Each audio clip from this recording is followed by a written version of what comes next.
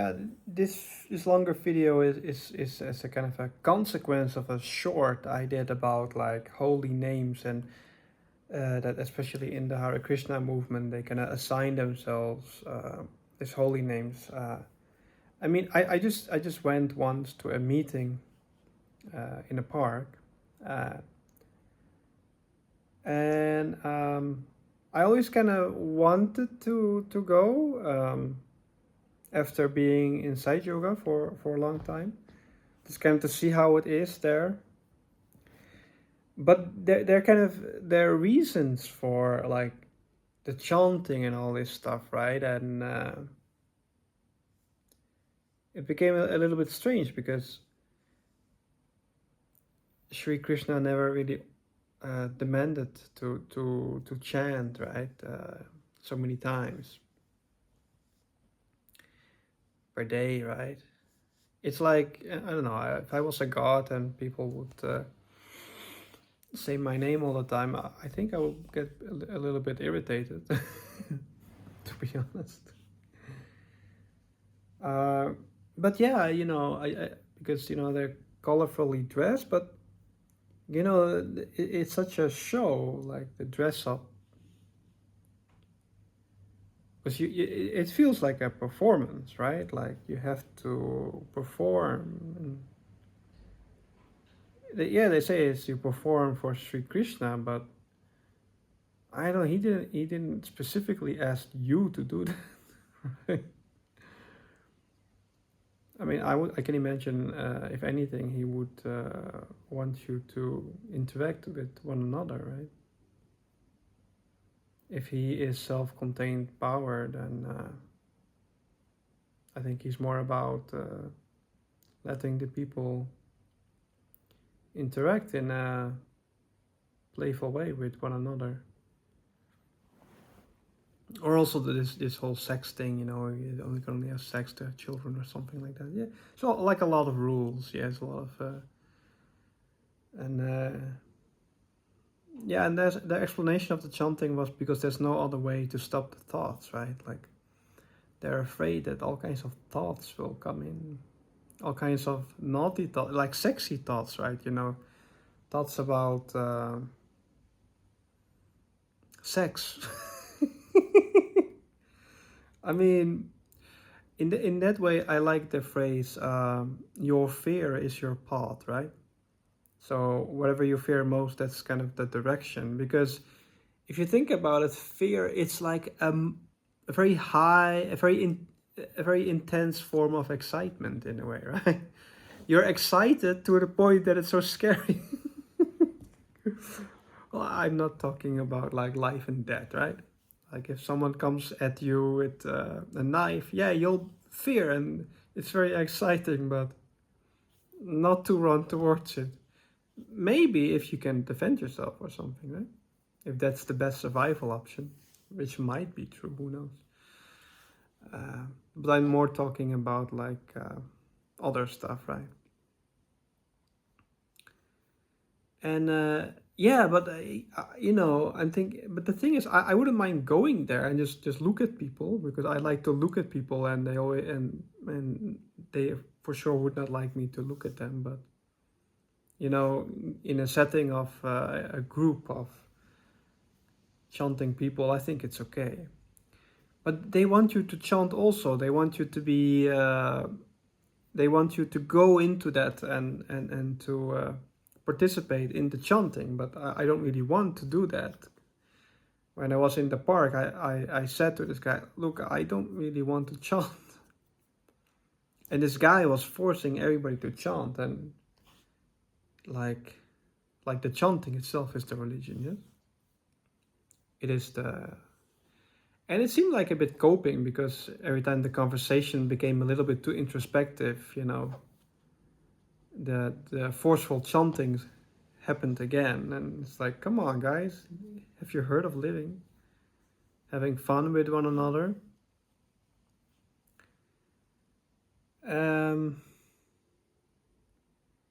So yeah, in that sense, when you kind of run through all the dogmatic religious movement, you like, where can you still find your home in a way? That's the big question. Like, what category of being, like, am I that I can still fit somewhere? Like, what type of people can be okay around someone like me? I don't know. Because, with this Hare Krishna guy, when once I started asking the questions, it became difficult, right? And I had a few encounters as well with Christian people that kind of really like into the Bible and stuff, or the Latter Day Saints, or some other Christian thing, right? So then I came with my questions, or yeah, then they also quickly kind of run away, right? Because what you see usually, people with a specific dogmatic system, belief system, they, in terms of reasoning, they create kind of a one path in their brain, and for them that this path is the truth. It's kind of a reasoning trajectory, right? It's a kind of reasoning trajectory, a programmed reasoning trajectory of what is truth and what is reality. And once they deviate from that, they kind of malfunction. It's like they cannot go there, right? Like when you nudge them a little bit on the side of their belief system, and like maybe give a different opinion. Like I can hear them speak. Like it's like, for an atheist, it's actually quite. Well, I'm not an atheist, but actually, but let's say for an atheist, it's not hard to listen to any different type of religion and be like, okay, yeah, fine, whatever. Or like an agnostic, let's say, listens to any kind of religion, like, sure, why not, right? Yeah, that sounds interesting, right? The reverse is often not possible. Like the agnostic, or maybe a spiritual person cannot talk to a religion person, and that religious person will not be able to go further. It's like a stuck point, right? A cognitive malfunction, in a way that uh, that person usually kind of has to walk away, because the program is like that. The person is programmed to have to run away, because the belief system is such: if the person disagrees with me, uh, he is of the devil, right? He is satanic, yes. Actually, what is funny with the word evil, right? If you switch it around, it's life. Evil. I mean, it's weird, right? So life is evil. Yeah. So I was always thinking, because I have been like for 20 years in a religious quasi religious spiritual movement, and it has a strong dogmatic side. It has a central leader that is to be worshipped. And that's okay, but it's like Christianity has Jesus. And yeah, the thing is that, most of the time, then when you follow a thing, you become like a single groove person. And a groove, I mean like a kind of pad you etch in your neuron in your brain, right? So let's say you go tuk tuk tuk tuk tuk tuk, something like that. That is kind of a common pad you have, and you replay it. Let's say how the Christians, they repeat what they know to new people to get recruitment, yes.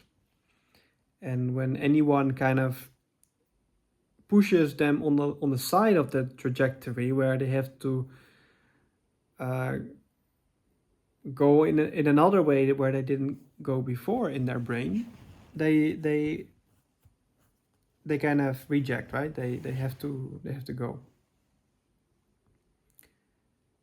And yes, this you also see in spiritual movement.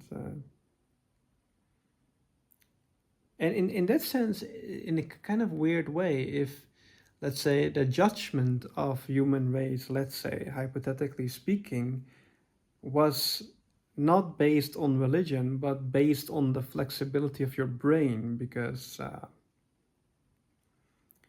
if your brain is flexible, if your capacity to move in different directions in your brain, different reasoning, like flexibility, then it stands to reason you have more chance if this is a simulation and it needs to do a reset, or it needs to see which people can go to the next stage of evolution, which people have enough neuroplasticity, or and of course, with highly conditioned people, that neuroplasticity, in order, to move in different cognitive direction, different reasoning, different frameworks of thinking, they cannot do. So paradoxically, it could be that those who think the most they will be saved will not be saved. Or no, you cannot say, because the idea of saving is also quite paradoxal, because the saving kind of suggests you go somewhere, right? Like similar, like you go out of the matrix, you get saved from the matrix, but you cannot really get saved from the matrix, because it's not the point, I think, of the matrix to be saved, right? Because that's very obvious, right? A game should never be too obvious, especially not a game like we have here on Earth, right? It shouldn't be like super obvious.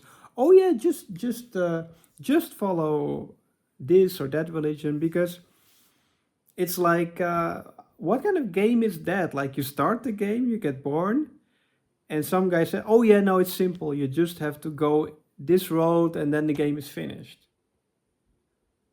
Because then you die and you go to heaven and the game is finished. That's it. Like, you basically have to walk this one road in life, and that's the game. That's all there is to it. Like, you don't have to look left or right. Just walk this path, and you're good. You're good. Well, if they sell that game in on the PlayStation 5, no one would buy it.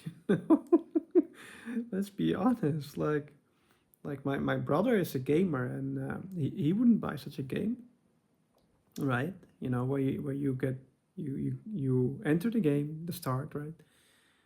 And then the instruction is, okay, the job is, you just basically have to walk this particular path in life, and that's it. Because if you firm on the path, they're not really much a side quest either, because let's say you are a devout Christian, right? You can be just fixed on one objective only, and that's your life, right? You read the Bible every day, or you chant every day, or even you meditate every day, and then you die, right? That's it. No one is interested in such a game, let's be honest. So it's kind of boring in a way. And maybe for those people, it could not be boring. Yes, it could be interesting. But I'm not saying that. Like, I should also not judge too much, because then I become this kind of judgmental old lady. um, but yeah, because often what you might see is that, um, let's say you take Islam or something, or even like, in spirituality, to meditate on this one thing, right? God. And it's also funny with naming, because God doesn't name himself His Holiness God. It's just God, or dog. If you flip the letters, so then God becomes a dog. And interesting, because dogs actually, they lack many dogs, if you raise them right, they lack the cunningness that humans have. So God is all good, and you can say, yeah, a dog is very good, right? People are not so good always. Can be. Well, I'm not. I'm definitely not. I'm not good. I'm not a good person. Don't follow me, I'm just a guy that doesn't want a holy name. And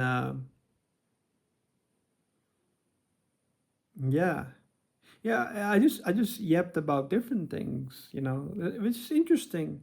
I wanted to include more stuff, more controversial stuff, uh, but I also don't want to make it too long, because you have to. No, yeah, you have to watch my video and like it and comment, especially comment because of the algorithm. It really helps. And you can subscribe, some button there if you want.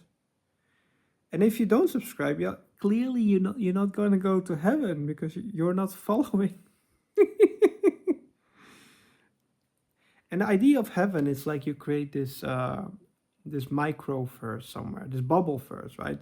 Somewhere somewhere needs to be some other dimension created somewhere, right? Like something needs to be created to create this heaven where people can go. So when the religion is created, you need to create this soul infrastructure. Like who built that shit, right? Like who programs that heaven so for souls to go there, like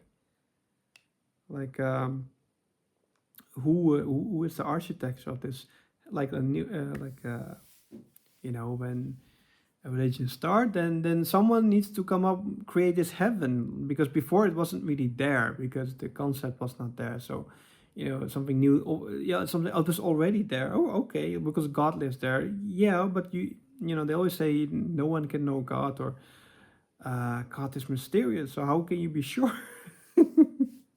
Even inside a religion. So it's all guesswork in a way, right?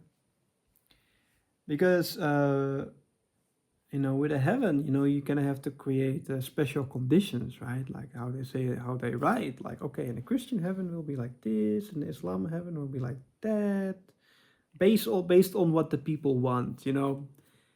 Like the heaven is usually not based on what God wants from you. It's usually based on what the people want. Like in Islam, they want the virgins. That's logical because most men want this. So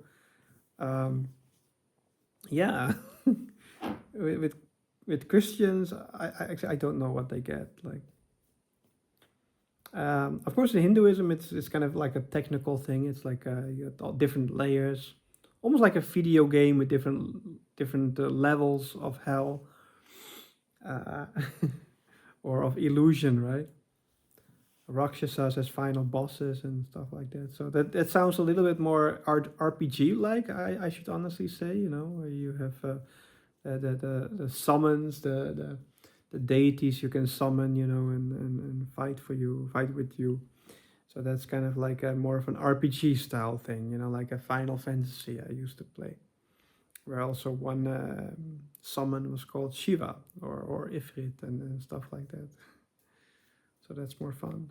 Yeah.